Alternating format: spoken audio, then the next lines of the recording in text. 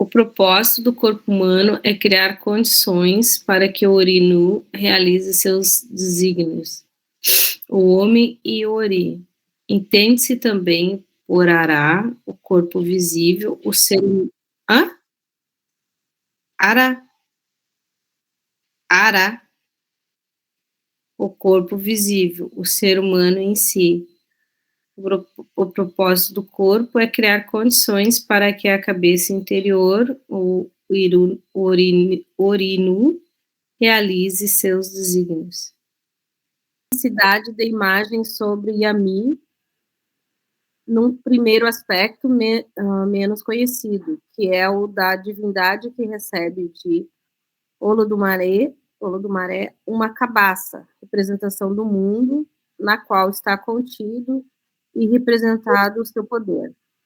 Em outro, o de mulheres velhas, donas de uma cabaça contendo um pássaro, transformando-se elas próprias em pássaros e organizando entre si reuniões noturnas na floresta para se alimentarem do sangue de suas vítimas e se entregarem a trabalhos maléficos variados.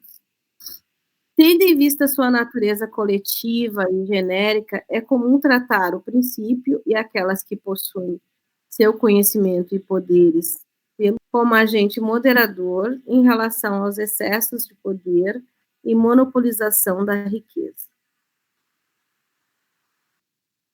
Muitos Itã Odum tratam do mito, da vida e das ações das Yami. Um deles, o do Odu Osamedi, relatando a seguir, conta como elas receberam o poder de atuar sobre a vida dos homens. Eye, pássaros como Igum, urubus, Adã, morcegos e outros conhecidos, e Enian, seres humanos, quando vieram do Orum, plano invisível, para o Aie, plano visível, fizeram um juramento na encruzilhada que une os dois mundos. E Corita Meta. Nele comprometem-se frente ao Olodumare, Deus, que nenhum deles iria trair ao outro, no sentido de matarem-se entre si. Porém, chegou uma época em que não havia mais nada para os seres humanos comerem. Eles começaram a passar fome e a morrer. Só os Eleye davam um jeito de sobreviver. Eleye.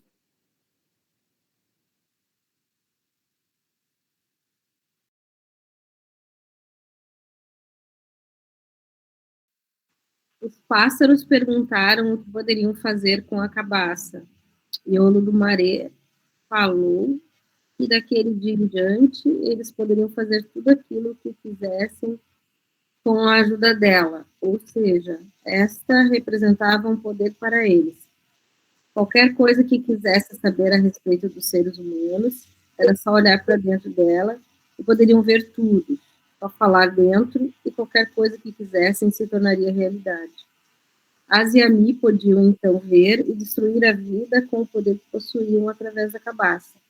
Foi assim que começaram a manipular os Enian, seres humanos. Outro Itã, do Odu Ogbeossá, relata a chegada de Yami à Terra. Narra que elas vieram para a Terra querendo ter uma residência, ou melhor, 7 residências dos 7 pilares da Terra. Eles constituíam-se em 7 árvores e quando as Yami foram questionadas sobre o que fariam após agarrarem-se às árvores, elas responderam que, em 3 delas, fariam o mal, destruindo, matando, trazendo doença e infelicidade a alguém. Em outras 3, fariam o bem, permitindo felicidade, vida longa, saúde e alegria.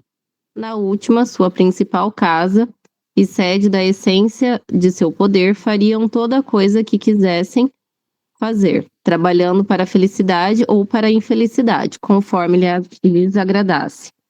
O primeiro Itã fala da cabaça, símbolo do poder genitor feminino, útero repositório do mundo e da sua força, e conta que a tradição feita pelos homens deixou-os entregue à própria terra. Dessa forma, quando pensamos que a matéria genérica de formação do homem está impregnada pela matriz ancestral feminina, temos que o desequilíbrio na relação provoca no homem disfunções intrínsecas.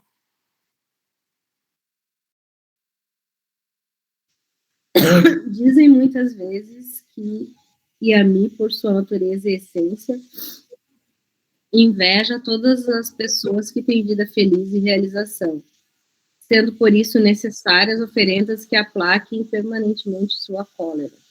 Na realidade, coloca-se uma questão.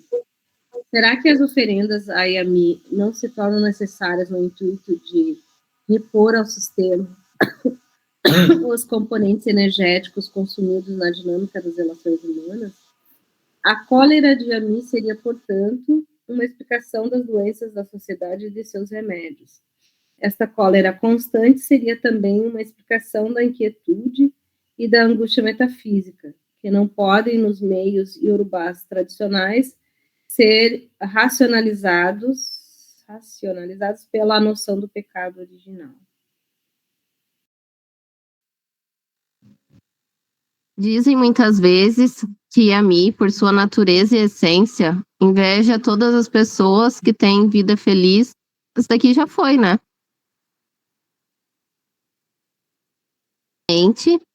As Eledê, ou Yami, são as detentoras do poder feminino, as senhoras dos pássaros, poder das feiticeiras que, recebendo-os, torna-se Adé. São mulheres que possuem poderes que as outras não têm, pois utilizam-se da magia. Diferentemente das feiticeiras na Europa medieval, que eram consideradas a personificação do mal, as Adé, para os Yorubá, representam os poderes místicos da mulher em seu potencial mais perigoso e destrutivo. Esse poder, Axé, daí Yami, não é em si mesmo bom ou mal, moral ou perverso. Portanto, apenas a maneira como é empregado, sendo a feitiçaria o seu exercício ilegítimo ou mal dirigido.